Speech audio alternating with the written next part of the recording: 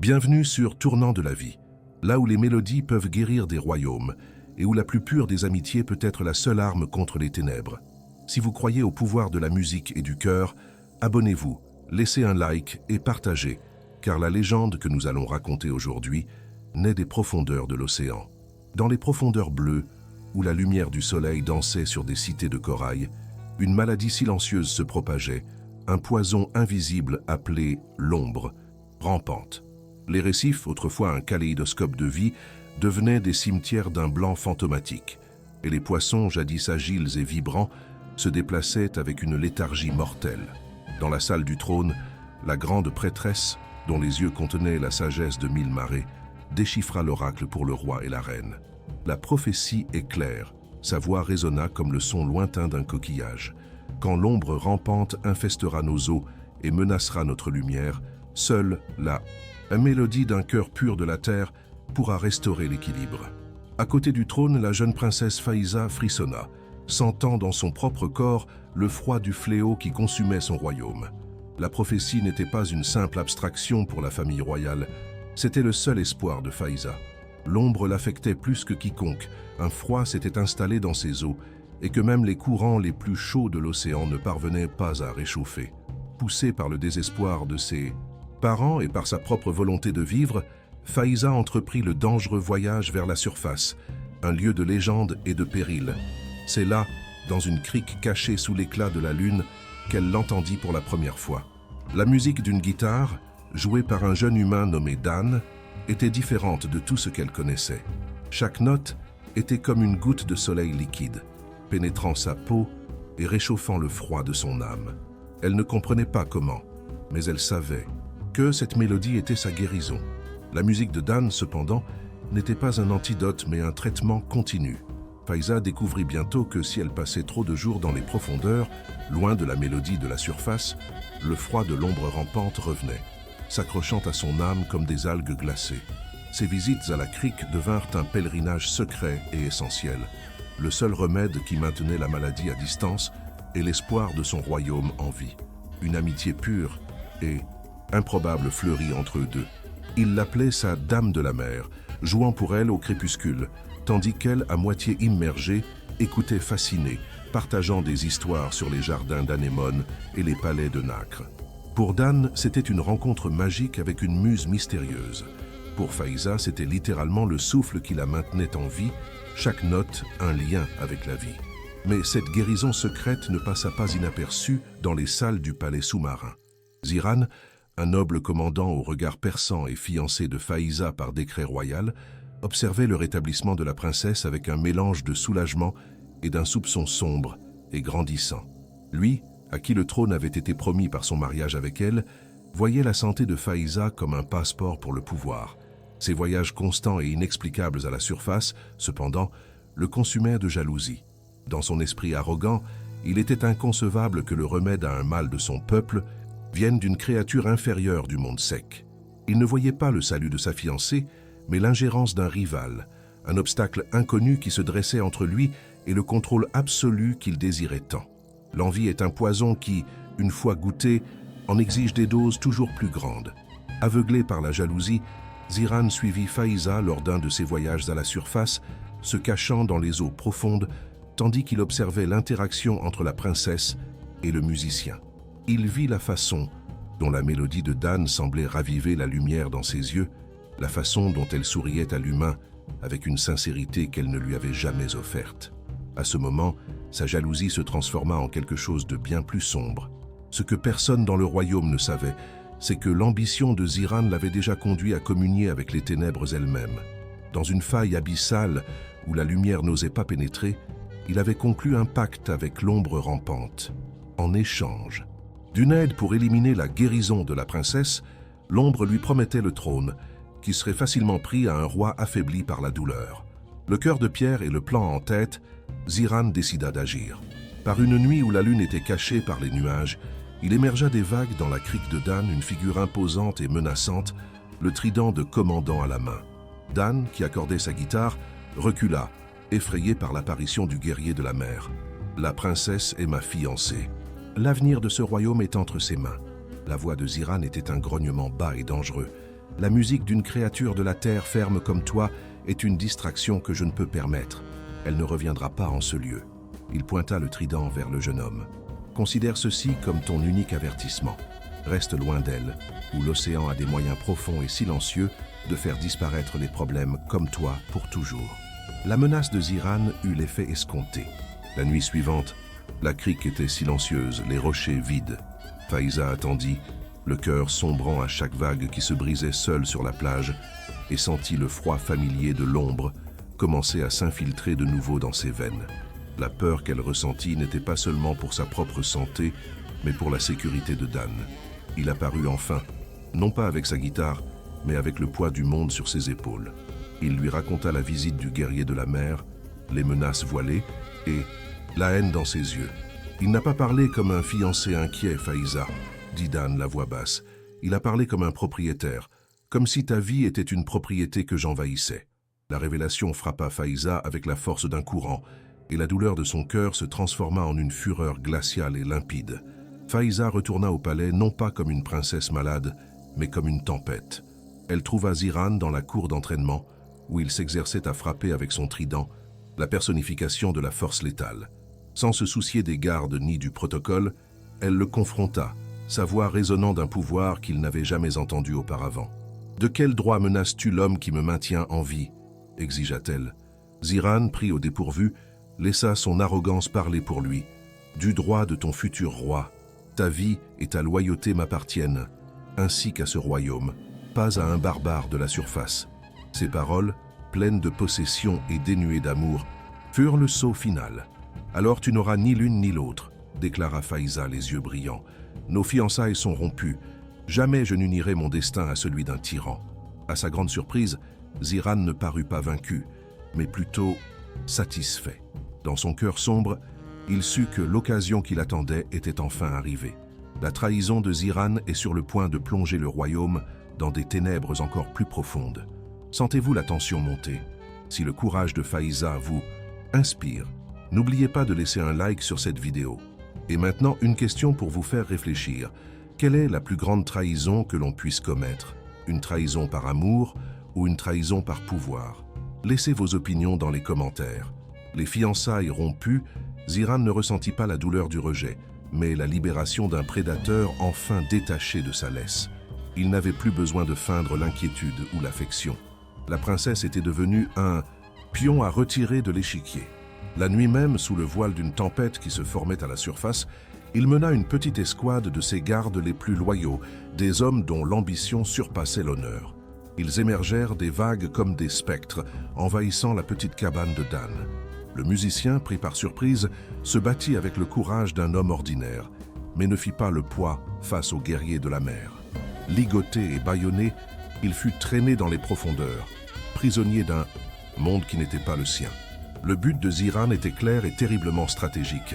Il venait de kidnapper le seul remède qui maintenait son royaume debout. Les jours qui suivirent furent un témoignage rapide et brutal du succès de son plan. Faiza, sentant l'absence de la musique de Dan comme une blessure physique, commença à dépérir. La chaleur que la mélodie lui avait procurée se dissipa, et l'ombre rampante revint avec une force vengeresse, enveloppant son cœur d'un froid qui lui coupait le souffle. Sa faiblesse visible sema la panique dans le palais. Les coraux des jardins royaux commencèrent à perdre leur couleur à une vitesse alarmante. Mais, au milieu de sa douleur et de sa maladie, une terrible certitude se forma dans l'esprit de Faiza. Dan n'avait pas simplement disparu. Le moment de sa disparition, juste après sa confrontation avec Ziran, était une coïncidence bien trop cruelle. Elle comprit, avec une horreur qui surpassait celle de sa propre maladie, qu'elle n'avait pas affaire à un fiancé jaloux, mais à un traître de son peuple. La faiblesse physique de Faiza était une marée déferlante, mais la fureur dans son cœur était une forteresse. Refusant de succomber, elle utilisa le peu de force qui lui restait pour mener sa propre enquête silencieuse.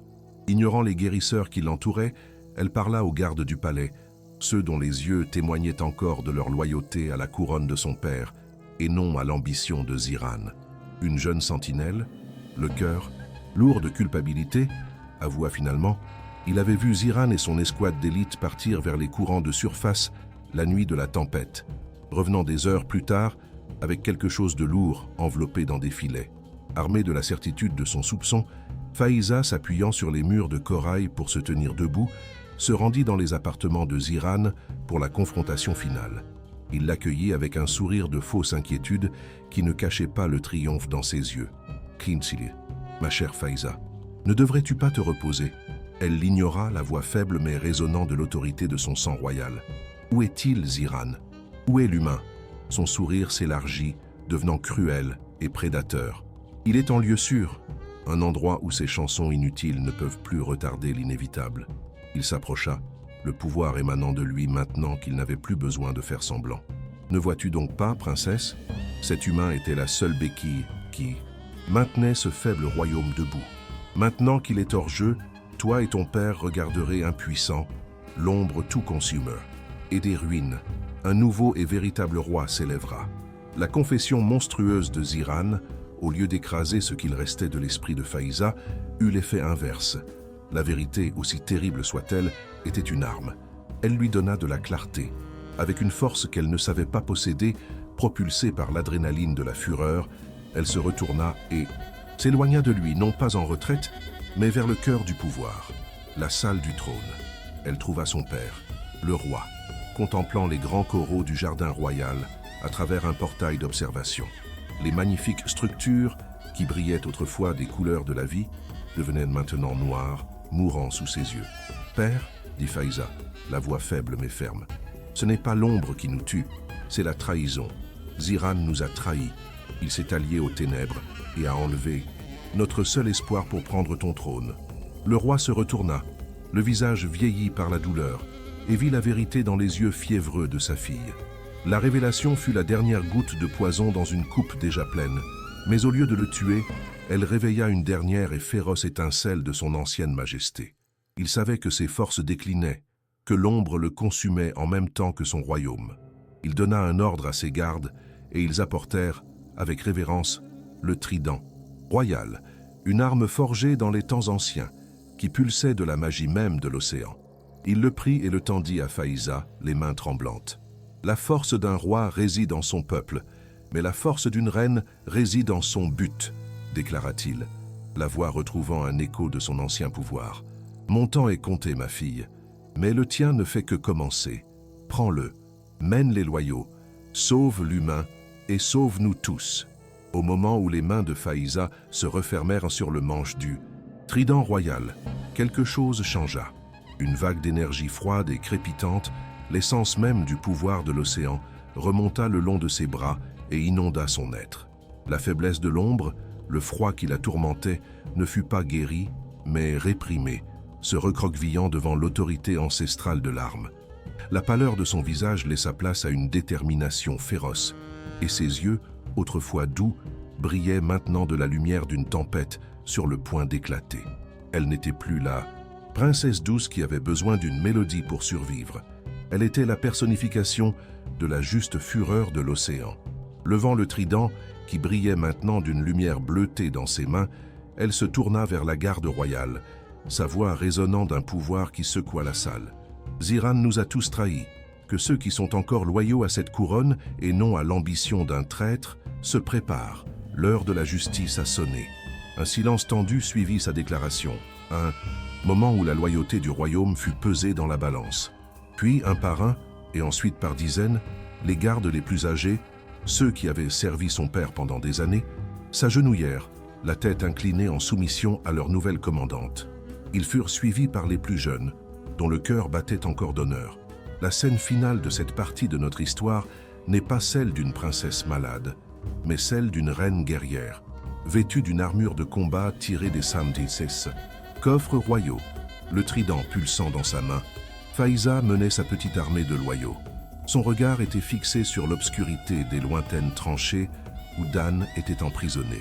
Sa mission était désormais double, forgée dans la trahison et l'amour, sauver la lumière du monde de la surface pour sauver l'âme de son propre peuple. La chasse aux traîtres avait commencé. Le voyage jusqu'au repère de Ziran, une forteresse de corail noir, construite dans une faille abyssale, fut une descente au cœur de l'ombre. Les eaux, autrefois cristallines, devinrent troubles et lourdes, et la faune marine qui y vivait était tordue et hostile, corrompue par les ténèbres. Les gardes traîtres de Ziran les trouvèrent dans la vallée précédant la forteresse, et la bataille qui s'ensuivit fut un tourbillon d'acier et de fureur. Faiza, propulsée par le pouvoir du trident et l'urgence de sa mission, était une force de la nature.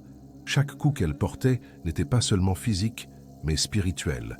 La lumière, ancestrale de l'arme royale tranchant les ombres qui s'accrochaient aux âmes des traîtres. Elle se battit en première ligne, son courage inspirant ses fidèles partisans, prouvant que la vraie royauté ne se définit pas par le sang, mais par la volonté de saigner pour son peuple. Après avoir percé les lignes ennemies, Faiza utilisa le trident pour faire voler en éclats les portes de la forteresse. À l'intérieur, dans une chambre obscure, elle trouva Dan. Il était emprisonné dans une bulle d'air, fétide, entouré de tentacules de pures ténèbres qui semblaient aspirer la lumière et la vie de son corps. Ziran se tenait à côté de lui, un geôlier triomphant. « Tu arrives trop tard, princesse », se moqua-t-il. « Sa musique est presque terminée, et avec elle, le faible pouls de ton royaume. » L'ignorant, Faiza leva le trident, dont la lumière bleutée explosa en un éclat aveuglant. Elle le pointa vers la prison de Dan, et la lumière ancestrale entra en collision avec l'énergie impie de l'ombre. Le son de la confrontation était un cri aigu qui secoua la forteresse, une bataille entre l'espoir et le désespoir, la vie et la pourriture. Avec un cri qui était à la fois une prière et un ordre de bataille, Faiza canalisa toute sa volonté dans le trident. La lumière bleue explosa, désintégrant les tentacules sombres et faisant voler en éclats la prison de Dan. Au même instant, un frisson parcourut le royaume, comme si l'ombre elle-même avait subi un coup mortel. Voyant son plan s'effondrer, Ziran fut consumé par une fureur bestiale. « Si je ne peux pas gouverner ce royaume, alors je l'emporterai avec moi dans l'abîme », rugit-il en attaquant Faiza. La bataille qui s'ensuivit fut un duel de légende. Le trident royal, pur et ancestral, contre la lance de Ziran, maintenant enveloppée d'une énergie sombre et corrompue. Mais il se battait pour le pouvoir, tandis qu'elle se battait pour son peuple et par amour. Et l'amour, comme la pression même de l'océan, est une force que rien ne peut surmonter. D'un mouvement précis, elle le désarma et le coinça contre le mur, les pointes du trident sur son cou. Ziran la regarda, s'attendant au coup final, mais Faiza secoua la tête. « La mort est une échappatoire facile pour un traître, » dit-elle, la voix froide comme les eaux abyssales. « Ta punition sera la vie. Tu vivras dans une cellule, forcé de regarder ce royaume que tu as tenté d'assassiner, guérir et s'épanouir dans la lumière que tu hais tant. » Ses gardes l'emmenèrent, un roi déchu d'un royaume d'ombre qui n'a jamais existé. Faiza courut alors vers Dan et l'aida à regagner la surface. Faible, il s'assit sur son rocher familier et, les doigts tremblants, commença à jouer. La mélodie qui s'éleva n'était pas seulement celle de la guérison, mais de la victoire. Et tandis que les notes flottaient vers les profondeurs, l'ombre rampante se retira pour de bon, chassée non seulement par la musique, mais par la force d'une reine guerrière qui avait refusé de laisser les ténèbres gagner. Le royaume sous-marin, sous le règne de la reine Faiza et l'amitié constante du maître de la mélodie de la surface, non seulement guérit, mais prospéra comme jamais auparavant. Leur histoire devint une légende, un conte sur la façon dont les ténèbres de l'ambition faillirent consumer le monde, pour être finalement vaincus par la plus pure des armes. Ziran, pourri dans sa prison de corail profond, un rappel éternel que le pouvoir recherché par la trahison est le plus fragile de tous. Faiza et Dan, dont l'amour transcenda les frontières de la mer et de la terre, prouvèrent que la vraie force ne réside pas dans les tridents ou les armées, mais dans le courage de protéger les autres. La leçon de leur conte résonne à jamais dans les courants. L'amour et l'amitié pure ne sont pas des faiblesses à exploiter, mais les forces les plus puissantes de l'univers, capables de guérir l'incurable, d'unir ce qui a été séparé et de faire briller la lumière dans les endroits les plus profonds et les plus sombres. Le voyage de Faiza nous a montré que la lumière d'un cœur pur peut en effet repousser la plus grande des ombres. Ici, sur Tournant de la vie, nous célébrons le pouvoir de l'amour et du courage. Si cette saga sous-marine vous a inspiré, n'oubliez pas de vous abonner, de laisser un like et de partager. Rejoignez-nous pour d'autres histoires où l'espoir trouve son chemin dans les retournements de la vie.